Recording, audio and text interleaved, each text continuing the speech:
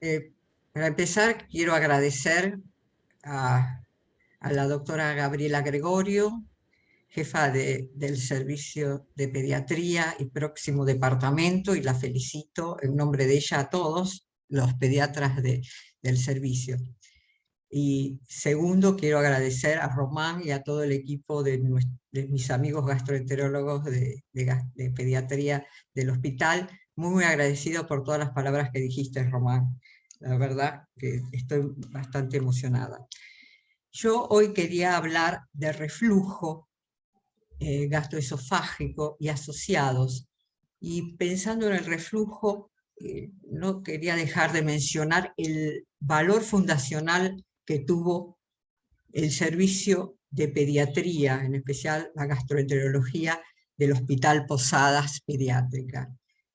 Eh, Realmente fue el primer servicio donde se empezó a estudiar en nuestro país y tal vez en Latinoamérica todas las situaciones relacionadas con el reflujo gastroesofágico. En nuestro hospital se realizaron las primeras pH-metrías.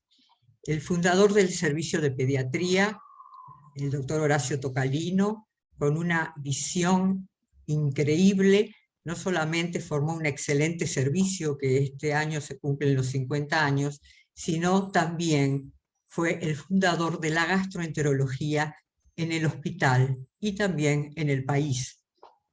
Y colaboró para que esto se extienda a toda Latinoamérica, como después vamos a hablar.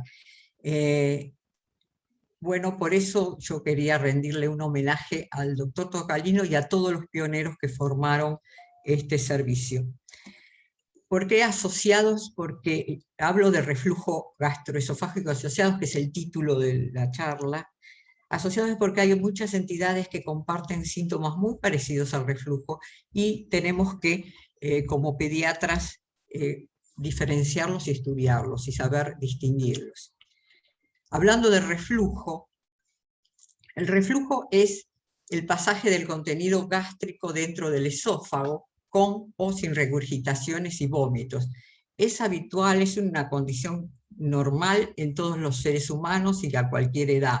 Todos tenemos reflujo gastroesofágico. O sea que es una condición fisiológica. En cambio, la enfermedad por reflujo, o ERGE, que es su abreviación, se presenta cuando ese reflujo deja de ser fisiológico y se asocia con síntomas y o complicaciones, por ejemplo, como llanto, irritabilidad, poco aumento de peso en los más pequeños, o ardor, pirosis, que es frecuente, o regurgitación y vómitos o dolor en los mayores. Esos son los síntomas que hacen que el reflujo sea patológico o enfermedad. O también con complicaciones como esofagitis, estenosis o Barrett, o manifestaciones extradigestivas, especialmente las respiratorias. La enfermedad por reflujo también tenemos que definir que se convierte en refractaria cuando hay una ausencia de respuesta a una terapéutica óptima después de 8 semanas de tratamiento. Con respecto a la fisiopatología del reflujo, de la enfermedad por reflujo, que ya vamos a entrar en enfermedad por reflujo, los mecanismos son multifactoriales. En primer lugar tenemos una relajación del esfínter, el esófago-estómago, esfínter esofágico inferior, que se relaja, tiene relaciones transitorias incrementadas. Hay un retardo en el vaciamiento del estómago, y hay alteraciones en la peristalsis del esófago, como también puede haber hernia hiatal. Con respecto a la evaluación del reflujo gastroesofágico, el diagnóstico es clínico, en la mayoría de los casos con síntomas típicos. En general no se estudia, no se hace ningún estudio, pero en algunos casos sí, y vamos a comentar en cuáles. Se indican pruebas diagnósticas en los que no responden al tratamiento adecuado o recaen al suspenderse el mismo. O también se hacen estudios en aquellos pacientes con sospecha de otras entidades, como ser la esofagitis eosinofílica, la calasia, gastritis, pílodo, gastroparesia, rumiación, etc. La esofagitis eosinofílica es una de los que hoy en día también representan como diagnósticos diferenciales y como otras, como después vamos a comentar. Acá tenemos un diagrama de la deglución. En forma sencilla, este diagrama representa qué pasa con el bolo de un alimento que entra por la boca y que llega al tubo digestivo.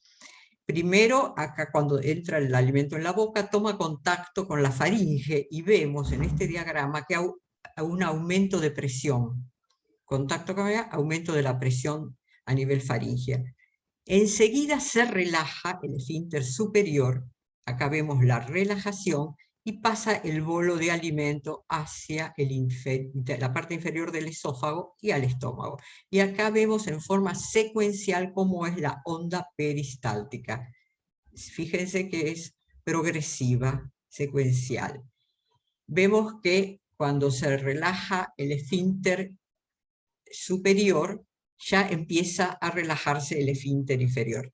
Para recordar, cuando hay un problema en la deglución, en esta zona, la consideramos que hay una alteración orofaringia y esta es una alteración esofágica. En el caso, esto es un diagrama normal en el caso de que lo hubiera. Con respecto a los estudios que pedimos, no debemos pedir para hacer diagnóstico de enfermedad por reflujo un estudio radiológico.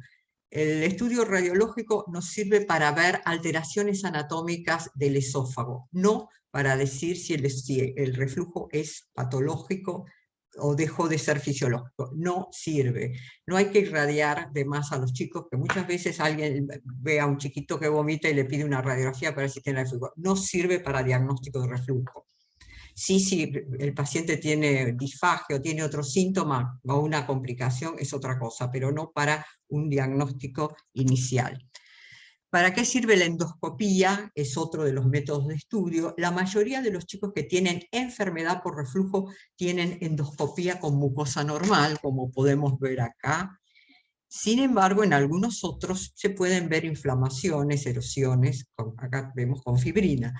Pero lo habitual es, en enfermedad por reflujo, desde ya estamos hablando, es la anterior imagen. Otro método de estudio que hoy en día se ha generalizado para el estudio de la enfermedad por reflujo, para su diagnóstico, es la pH-metría prolongada con impedanciometría. Acá en forma sencilla vamos a ver en este diagrama, para que sea fácil de entender lo que quiero transmitir.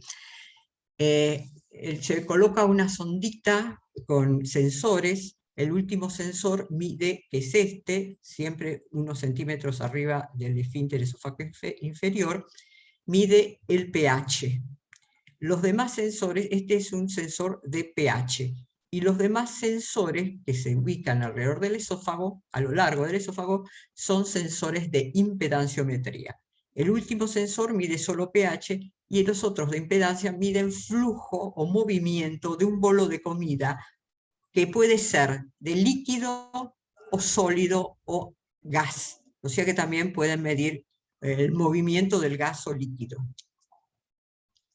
En realidad, estos se complementan y sirven para compartir, si el paciente, si tuvo un episodio de reflujo, este episodio se relacionó en qué momento del día, en qué actividad, si el episodio de reflujo ocurrió durante la comida o durante, lo más importante es compararlo con algún síntoma.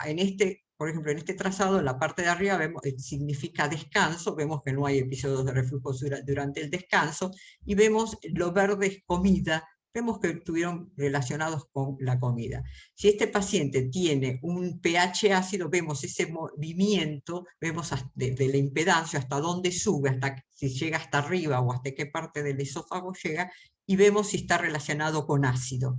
O sea que podemos compararlos. Si es ácido, en este caso, decimos que lo que subió es ácido. Si lo que subió no es ácido, decimos que es un reflujo no ácido. Y lo relacionamos con algún síntoma, dolor, etcétera, si es que lo tuvo en ese momento.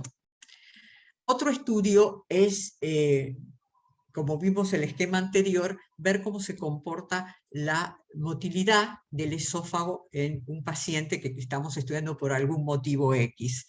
Dijimos que no a todos ya, vuelvo a repetir, que estudiamos a los que se justifica estudiar. Pero acá quiero mostrarles, porque es útil para después entender los demás, la presentación siguiente. Acá tenemos un trazado de de manometría de alta resolución.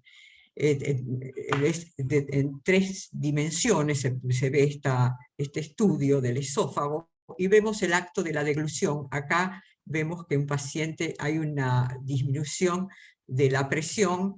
En esta escala colorimétrica vemos que las imágenes más oscuras, azules, corresponden a bajas presiones, y cuanto más intenso es el color, como el rojo, y un fuerte rojo, es de presiones muy altas. Acá están las escalas de color comparadas con la presión. El paciente deglute y empieza la secuencia deglutoria progresiva, es normal.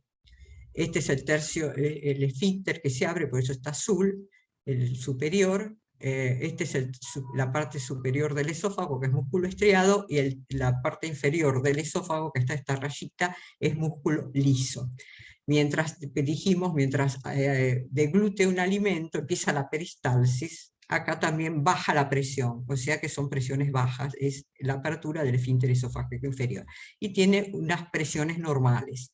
Este paciente, acá se cierra el esfínter, acá tenemos la presión del esfínter. En el lado derecho vemos que eso en un paciente que tiene algún problema, vemos que no pasa lo mismo, vemos que el paciente también traga, se abre el esfínter superior, tiene un esbozo de deglución, se ve, pero muy poco, no se ven ninguna de estas presiones, no se relaja bien el esfínter, tiene una motilidad, una peristalsis muy débil, este paciente podríamos decir. Acá rápidamente vemos esto también, no repetimos, es uno normal, y vemos que falla la progresión de la peristalsis, como dijimos que tiene que ser progresiva. En este paciente, en este trazado, vemos un paciente que no tiene peristalsis, porque peristalsis es progresión.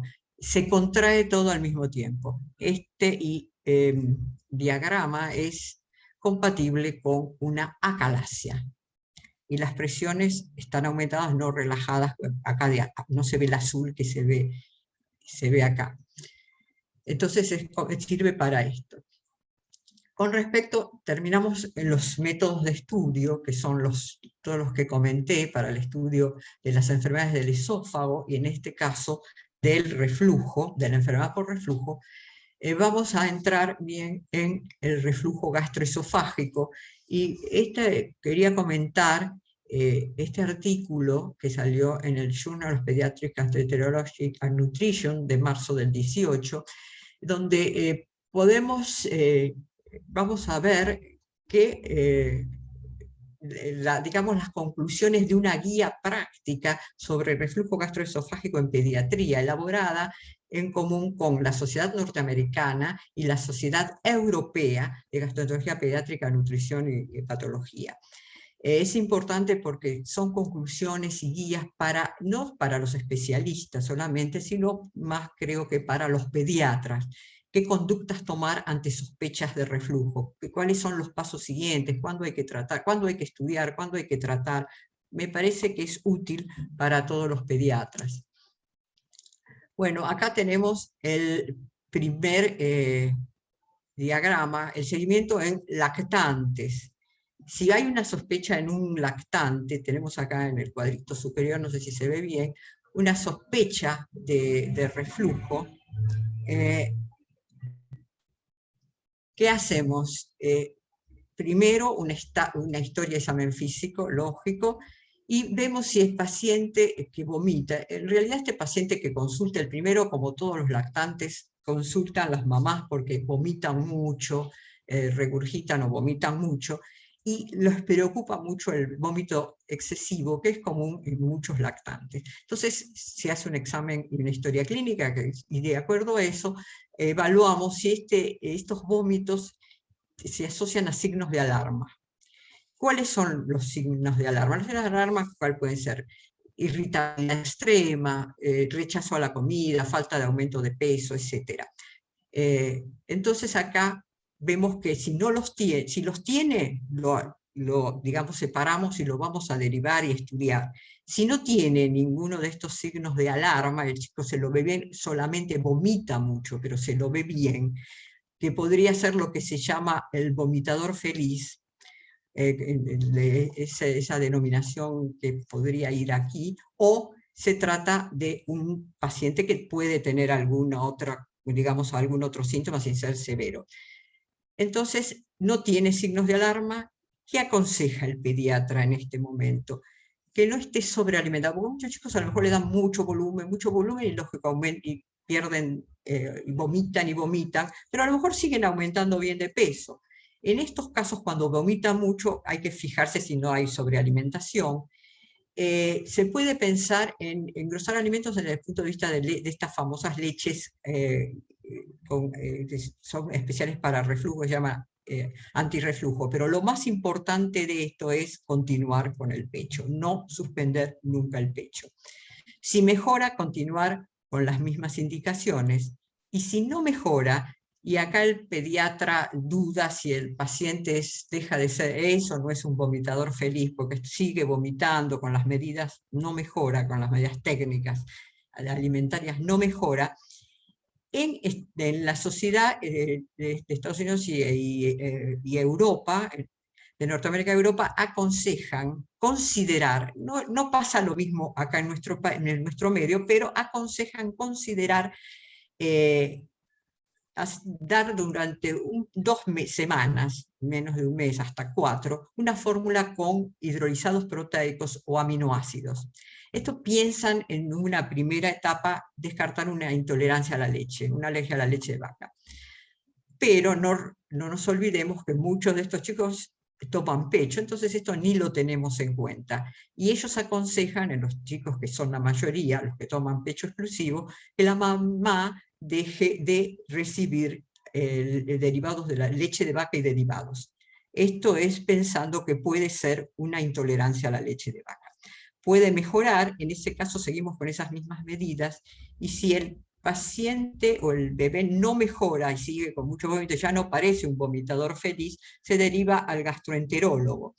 Puede ser que no puedan derivarlo, no disponen de un gastroenterólogo pediatra, entonces ahí se puede considerar un tratamiento de 4 semanas o a 8, como mucho, de supresión del ácido. Y si mejora, no se hace nada más. Entonces acá, por otro lado, acá tenemos al gastroenterólogo, que sí lo está revisando, y entonces ahí, si el paciente sigue, va a evaluar hacer otros diagnósticos diferenciales, y considerar si va a hacer o no alguna prueba terapéutica, algún test terapéutico, algún estudio. Bueno, así es, digamos, el esquema de un lactante. Fíjense que pasan por muchas cosas y después la mayoría son, digamos, vomitadores sin importancia, se mejoran ajustando las técnicas alimentarias. Acá tenemos el algoritmo de un chiquito más grande, que ahí sí hay diagnóstico diferencial de enfermedad por reflujo. No se sabe si es una enfermedad por reflujo o no, porque después vamos a ver que hay muchos otros pacientes que no tienen enfermedad por reflujo y comparten síntomas, por eso es lo de asociado. Bueno, acá tenemos un paciente más grande, que es más fácil que comenten los síntomas, sabemos que puede tener síntomas y el paciente explicarlos bien. Lo primero que hacemos es ver una historia y un examen físico completo y ver si tiene presencia de signos de alarma. ¿Cuáles son los signos de alarma? El paciente comenta porque ¿qué síntomas comentó de inicio? Puede tener molestias, dolor epigástrico, alguna regurgitación, etc. Pero esos síntomas no son signos de alarma. Entonces, consultó por esas molestias. El pediatra, ¿qué hace? Se fija si tiene síntomas de alarma. Los síntomas de alarma, ¿cuáles son? Que el paciente no pueda deglutir bien, tenga disfagia, que tenga anemia, que no aumente bien de peso. Bueno, esos son signos de alarma.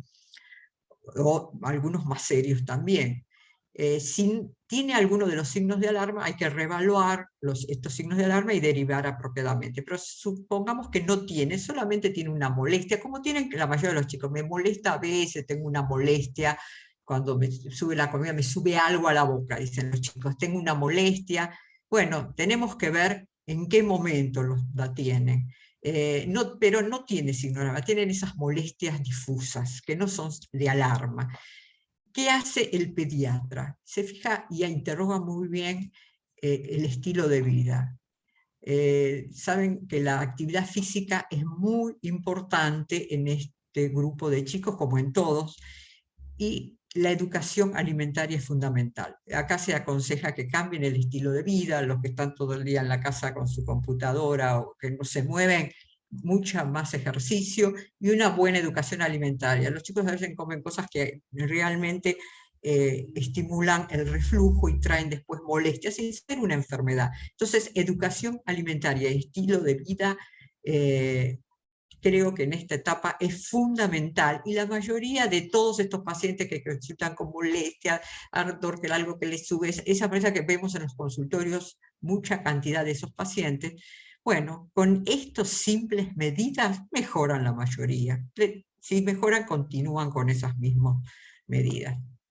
Hay un grupo que no va a mejorar. Entonces, ¿qué proponen los expertos de esta sociedad europea y norteamericana? Hacer un tratamiento supresor del ácido, que puede ser IBP, inhibidores de la bomba de protones, como omeprazol, etcétera, o bloqueantes H2, que sabemos que después vamos a comentar que algunos fueron retirados del mercado. Se hace un tratamiento de 4 semanas y si hay mejoría se prolonga en total hasta las 8 semanas en pacientes que no han mejorado después de todo esto. ¿Qué pasa? Si ese paciente puede mejorar, o puede pasar que una vez que suspende, no puede estar mucho más de 8 semanas, es un tratamiento de prueba. Si recae cuando se suspende ese tratamiento o no mejora, o se recae o no mejora con el tratamiento indicado, se deriva ahí a un pediatra gastroenterólogo. Bueno, en este caso dijimos que son persistentes los síntomas o no los puede suspender. El IBP es el omeprazol, para decirlo en formas más sencillas, o el esomeprazol. No mejoró o reaparece al suspender. Entonces, ¿qué decide el especialista? Acá ya lo está viendo un gastroenterólogo. Decide hacer una endoscopía en este momento, no una pH. Primero deciden una endoscopía. La endoscopía, ¿por qué? Porque hay que descartar si tiene erosiones. Tratándose las erosiones, vimos unas fotitos de cómo es una mucosa sin erosiones normal y otra con erosiones. ¿Por qué?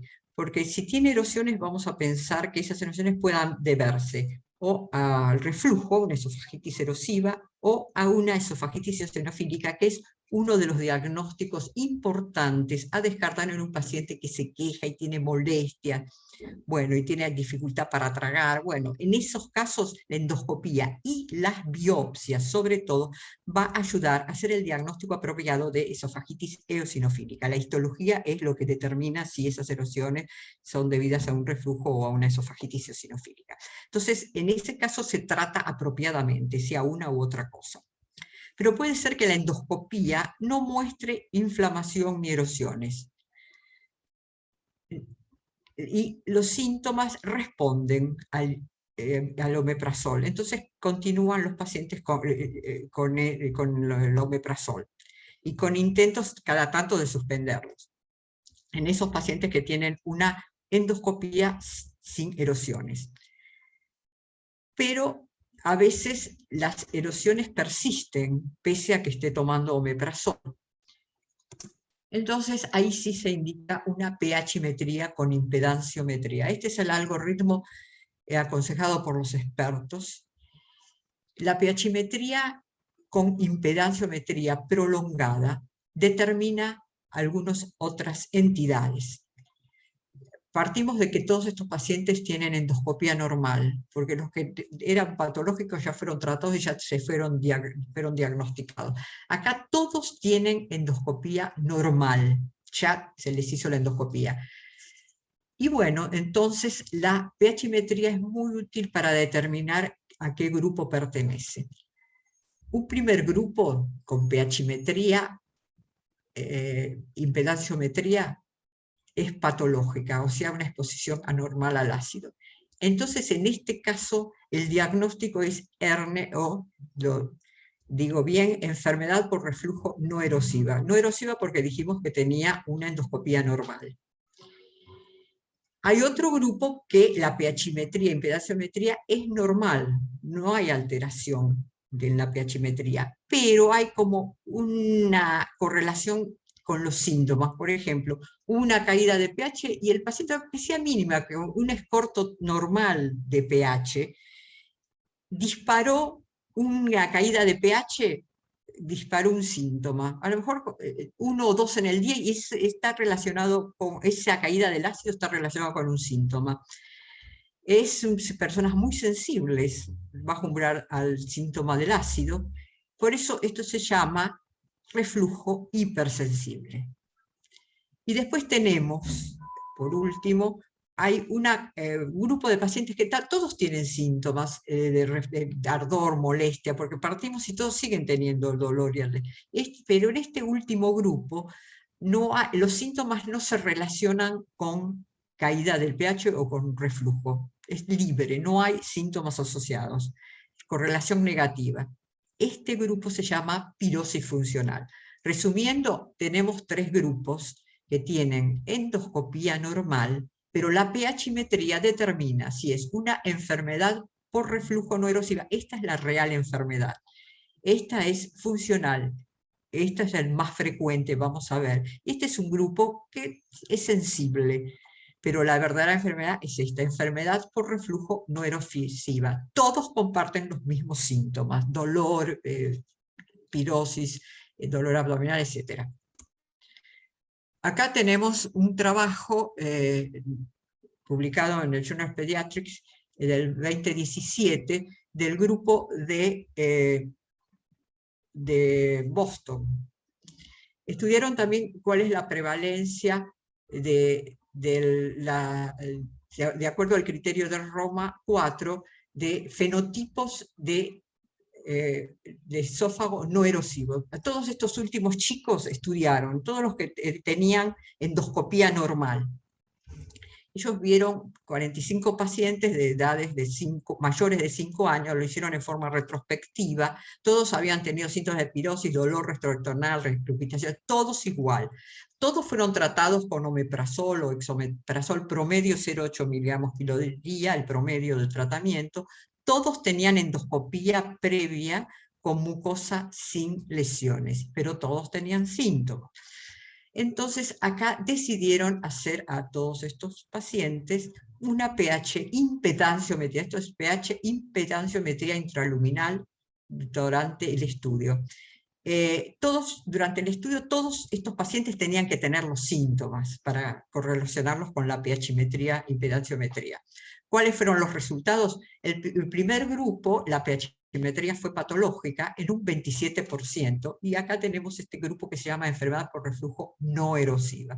El segundo grupo tenía normal pH-metría, pero tenía síntomas asociados al ácido o no ácido, en un 29%. Este es el reflujo hipersensible. El tercer grupo tenía pH-metría normal y no tenía síntomas asociados. Entonces esto corresponde a un 44%. Esto se llama pirosis funcional. Repito que todos tenían los mismos síntomas. Conclusiones: la pirosis funcional es el fenotipo más frecuente de esófago no erosivo en pediatría, esto de acuerdo a los criterios de Roma 4. Estos son asociaciones del reflujo, pero, por ejemplo, esto no es reflujo. Acá tenemos dosis que recomiendan, bueno, los expertos, y un poco es un resumen de todos los tratamientos. Saben que la ranitidina salió del mercado, En su lugar se utiliza famotidina, que es otro bloqueante H2, esta es la dosis, con un máximo de 40 miligramos, y de los IBP o inhibidores de la bomba de protones, tenemos omeprazol, lansoprazol y exomeprazol, que es uno de los que más se utiliza. Con respecto a los peroquinéticos, la domperidona es uno que se ha utilizado mucho en nuestro medio. Sabemos que en este grupo de expertos lo cuestionan. En Estados Unidos y Canadá no tiene venta libre. O sea que yo quiero comentarle, y no puse nada más, porque es cuestionado. Se puede utilizar, pero sabemos que es cuestionado por los expertos. Esto creo que es importante recalcar, que la indicación de fármacos para el reflujo tiene indicaciones precisas, especialmente en los lactantes. Acordémonos que el ácido gástrico es una barrera protectora contra las infecciones. Es la primera barrera protectora, el ácido, de cualquier infección que entra por la boca. O sea que los antagonistas, ranitidina, que ahora ya no se usa, o el famotidina, los IBP, que es el omeprazol, esomeprazol, etc., se han asociado efectos adversos por ese bloqueo del ácido del estómago, con sobrecrecimiento bacteriano, enterocolitis necrotizante, etc. Hay muchos trabajos al respecto, especialmente en los neonatos y en los chicos chiquitos, que muchas veces se utiliza demasiado estos medicamentos. Enseguida se piensa, tiene reflujo y se los medica rápidamente. Hay que pensarlo mucho, mucho, mucho. Esto para todos, ¿no? Antes, para todos los médicos, pediatras y especialistas. Hay realmente que pensar mucho antes de medicar, especialmente un lactante, si se lo justifica. Bueno, que terminamos con reflujo y voy a pasar a otro tema que se llama rumiación. ¿Por qué hablo de rumiación? Porque cada vez se hacen más diagnósticos, y por ahí mucho no se habló en pediatría, cada vez en estos ateneos o digamos en los ateneos de pediatría o entre los pediatras y entre los especialistas, pero está en creciente aumento este diagnóstico. No es que siempre existió, pero cada vez se lo reconoce con más frecuencia. ¿Por qué se lo reconoce? Porque es un diagnóstico diferencial muy importante de la enfermedad por reflujo. Por eso lo mencionamos. El síndrome de rumiación es una alteración gastrointestinal funcional de etiología desconocida. En otras épocas, cuando hace muchos años, me acuerdo que en los libros decía que se relacionaba más a chicos que tenían problemas neurológicos. Hoy en día y en todos estos últimos años se sabe que no es así, lo tienen chicos de cualquier edad y adultos, y con bastante frecuencia cada vez más en adultos, y el chico se lo reconoce. No quiere decir que no los tenían. ¿Qué pasa con estos chicos? Comen y regurgitan, le vuelve a la boca los alimentos recién ingeridos, los mastican, los vuelven a tragar o los escupen. No tienen náuseas ni arcadas y no tienen otra enfermedad. Dijimos que se presenta en cualquier edad, en chicos sanos, normales, desde el punto de vista neurológico. Se sospecha en pacientes con reflujo que no responden al tratamiento. Acá, los pacientes con reflujo que no responden al tratamiento bien hecho, que dijimos refractario, bueno, tenemos que pensar en rumiación. Se determinó que un 27% de adultos sin respuesta al IBP lo tienen. En población pediátrica se lo reconoce con mayor frecuencia. Se inicia estos episodios de rumiación por contracción voluntaria, inconsciente desde ya, de los músculos de la pared abdominal. Aumenta la presión intraabdominal, aumenta la presión intragástrica, y ahí el bolo de alimentos se dirige hacia el esófago. Todos este trastorno, que no es una enfermedad, mejora con técnicas de relajación y respiración diafragmática. Acá tenemos un estudio que es una manometría de alta resolución, que se caracteriza, que se hace con pH-metría, impedanciometría, más manometría de alta resolución. Vemos que un chico que tiene estos síntomas, o un adulto, después de un rato de comer, se hace el estudio, tiene esta línea, que es una línea que viene del estómago de alta presión, que se dirige hacia arriba, hacia el esófago. Esta se llama onda R de rumiación y es diagnóstica de esta entidad.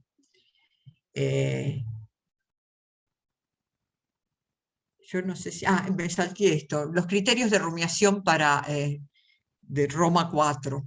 Hay criterios que que se escribieron sobre esto, y es lo mismo que dijimos. Los criterios son regurgitación repetida, remasticado de los alimentos y expulsados, comienza después de comer. Esto es para preguntar si el chico tiene síntomas, que la mamá dice que le vuelve la comida todo el día. ¿En qué momento del día? ¿Es después de comer? Si es después de comer hay que sospecharlo. Y no ocurre cuando duerme, no es precedida por arcadas. Con todo este interrogatorio, estos síntomas, bueno, hay que sospechar que tiene una rumiación. Si hay duda, bueno, se hacen estos estudios que recién estuve comentando, que es manometría, pHimetría esofágica. Se puede determinar que hay un aumento de la presión de más de 25 milímetros de mercurio a nivel del estómago, que es esa presión es derivada hacia el esófago. Y lo más interesante es que todos estos pacientes tienen pHimetría, impedanciometría esofágica normal. Este es el estudio que muestra esa onda que viene de la contracción de primero pared abdominal, aumento de presión intragástrica y sube hacia el esófago. Acá tenemos un grupo, un estudio de un grupo de holandeses, que fueron uno de los que empezaron con el estudio de la rumiación, sobre un total de 25 pacientes con una edad media de 13 años, vieron que hicieron un estudio de prolongado, pHimetría y manometría prolongada, no hicieron estudios cortos como se hacen ahora, sino hicieron manometrías con sonditas y pH juntos durante 24 horas, y vieron que de 16 casos, 16, 18 de pacientes se observó enseguida después de comer. Vieron que tenían una presión en el estómago aumentada, y tenían la paciente, ellos fueron los primeros que determinaron que esta patente de rumiación de los chicos eran similares a los adultos, y descartaron enfermedad por reflujo. Acá tenemos otro grupo de estudios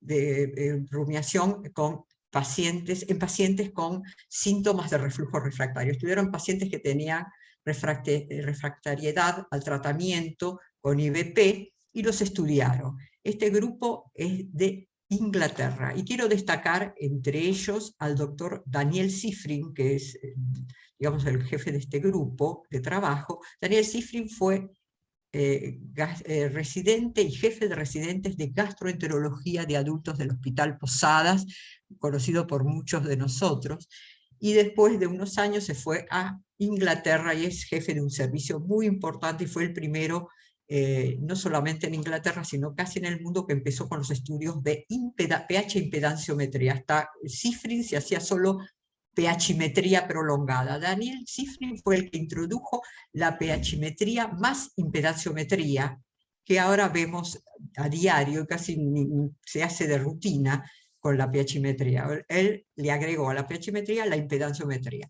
Y acá tenemos a Osvaldo Borrelli también, que es un pediatra. Él es médico de adultos, es investigador, hace estudios.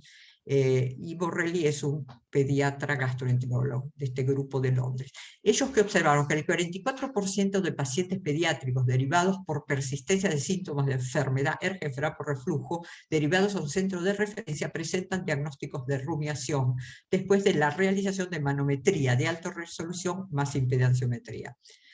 Pacientes con rumiación ellos vieron que tenían una patente en la pHimetría prolongada, pero lo importante es que es un alto porcentaje de estos pacientes. Esto fue publicado en Journal Pediatric Gastroenterology and Nutrition en marzo 2020. Bueno, y por último de los trabajos quiero comentar el grupo de Boston, que hizo diferenciar rumiación de enfermedad intratable, por reflujo intratable. Tuvieron 21 pacientes, casi todos eran mujeres, solo 6 varones, de 7 a 18 años. Hicieron digamos, lo estudiaron con manometría de alta resolución, con impedanciometría, todo junto, en un estudio corto, no como el que hicieron primero los holandeses, que era de 24 horas. Esto es un estudio, digamos, más actualizado, en el sentido de que lo hicieron todo junto. Primero hicieron un trazado basal y otro posterior, y lo hicieron comer, y después vieron cómo se comportaban los pacientes después de la comida. Vieron que había una onda R típica, que ya las mostré, y esta onda R, ellos dividieron que podía ser la rumiación primaria o secundaria. Bueno, después de eso, realmente no tiene sentido acá explicarlo, pero hicieron el diagnóstico de rumiación con una onda R. Esa onda R es una onda de alta amplitud, como les dije, que transita desde el estómago al esófago. Bueno, acá tenemos para, digamos, otro estudio, que este es un paciente hecho en Fundación Favaloro de 9 años, un paciente, ¿por qué lo comento? Pues un chico, excelente, en el sentido de que excelente alumno, un chico sano en todo sentido, pero con síntomas de reflujo, entre comillas, de hacía varios años. A los 9, ya hacía, qué sé yo, desde los 5 ya tenía dolor, molestia, se estaba todo el día quejando. Bueno, pasó por muchísimos tratamientos, para el reflujo seguía igual, o sea que tenía un reflujo, entre comillas, refractario, no respondía a ningún omeprazol, omeprazol, etc. Entonces, su último médico, gastroenterólogo, pensó que podía tratarse de rumiación. Porque claro, hay que interrogar bien en qué momento el paciente tiene y escupe la comida. Si uno no lo pregunta, realmente pasa por un reflujo, una enfermedad por reflujo. Pero este chico en realidad aparentemente lo tenía después de los alimentos, no lo tenía de noche, etc. Se hizo en Fundación un primer estudio basal. Después de terminar el estudio basal de manometría, se le dio que coma, se le ofreció su alimento más preferido. Él llevaba su comida más rica, que a él más le gustaba, y bueno, comió, y después que terminó la comida se vuelve a hacer la manometría. Y al rato después de comer se ve acá esta onda R, que es compatible con rumiación. Con esto se hizo diagnóstico de rumiación. Acá vemos de nuevo otro trazado y se ve esta onda R que viene del estómago. Este es un estudio de manometría de alta resolución con impedanciometría. Bueno, como conclusiones, para terminar esta charla, podemos decir que hay varios tipos de reflujo, pero el fisiológico es el más importante y el más frecuente, es el habitual. La enfermedad por reflujo o enfermedad por reflujo es cuando ese reflujo deja de ser fisiológico y habitual y se asocia a síntomas y o complicaciones, como hemos dicho al principio. Tenemos una enfermedad por reflujo refractaria, cuando suceden más de 8 semanas sin respuesta al tratamiento bien instituido.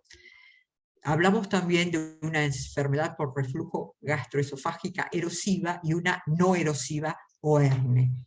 La erosiva podría ser reflujo, esofagitis eosinofílica, etc. Y la no erosiva era el ERNE, que tenía endoscopía normal y es una enfermedad por reflujo y es la más frecuente en pediatría.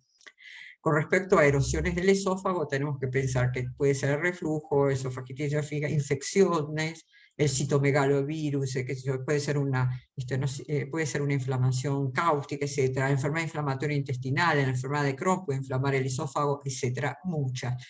Eso es con respecto a erosiones. Con respecto a fenotipos de esófago no erosivo, tenemos la enfermedad por reflujo no erosiva, el reflujo hipersensible y la más frecuente dijimos que era la pirosis funcional. Estos todos tienen endoscopía normal.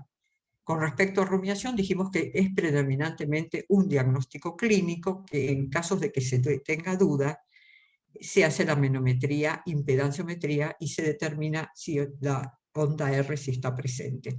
Con respecto a la terapéutica de la rumiación, la respiración diafragmática y las técnicas de relajación son las terapéuticas indicadas.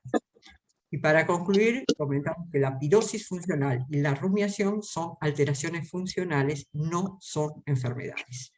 Bueno, acá termino y agradezco a todos por haberme escuchado.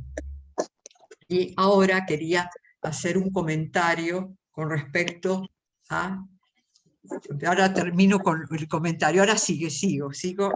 El comentario es con respecto a... Yo empecé diciendo que el servicio de pediatría del Posadas fue fundacional con respecto a los estudios del reflujo en pediatría. Y entonces tenemos que hablar de ese tema, y justo como el tema es reflujo, quería mostrar algunos elementos, algunos equipos que se utilizaron. Uno del primer equipo de endoscopía, un Olympus, fibroscopio Olympus, y acá tenemos el primer equipo de manometría.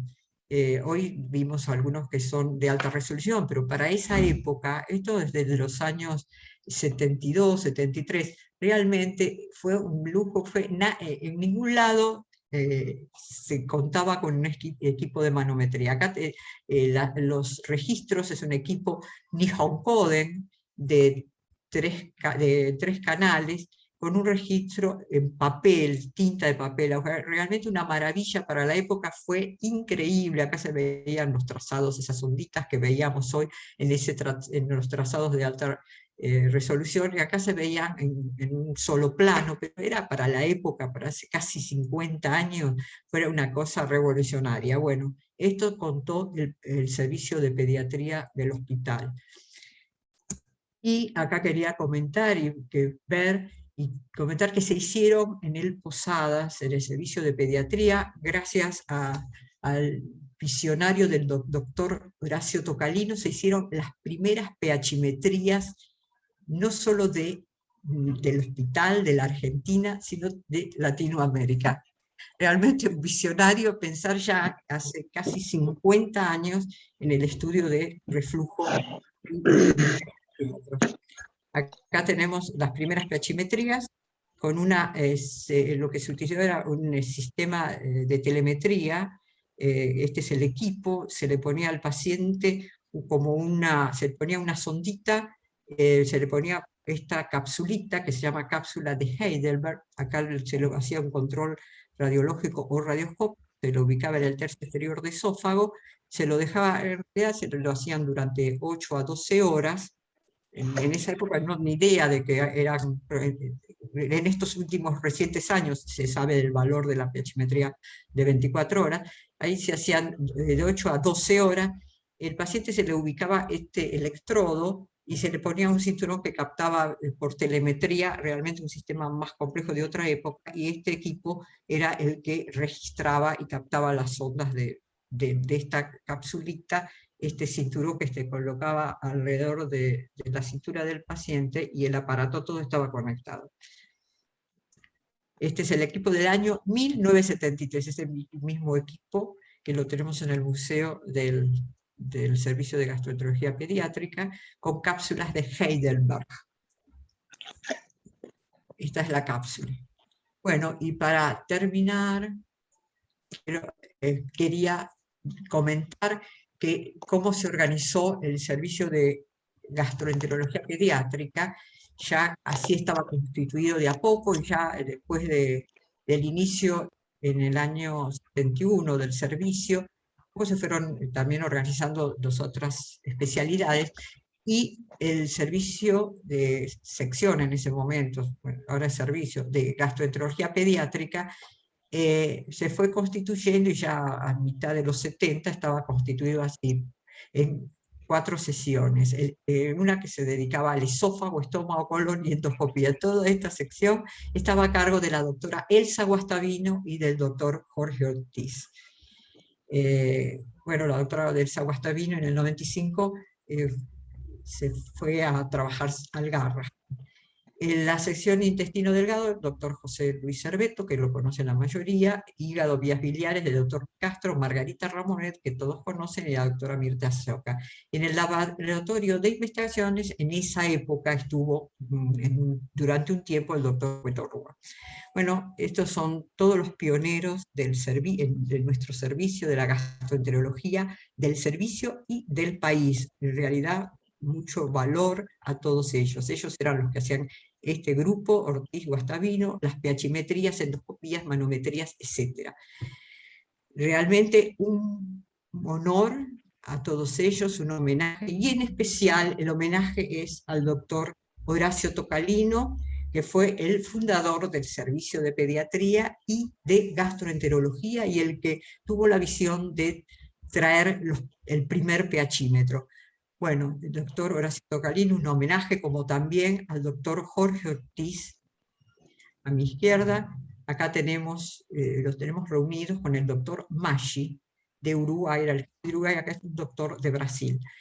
Ellos, el doctor, entre Brasil, Uruguay y Argentina, instancias una de las más importantes del doctor Tocalino, se creó la Sociedad Latinoamericana de Gastroenterología Pediátrica y Nutrición. Realmente es muy importante porque fueron los primeros, surge de nuestro hospital, el inicio de esta especialidad que fue líder en la Argentina y en Latinoamérica. Bueno, muchas gracias por escucharme, muchas gracias a todos.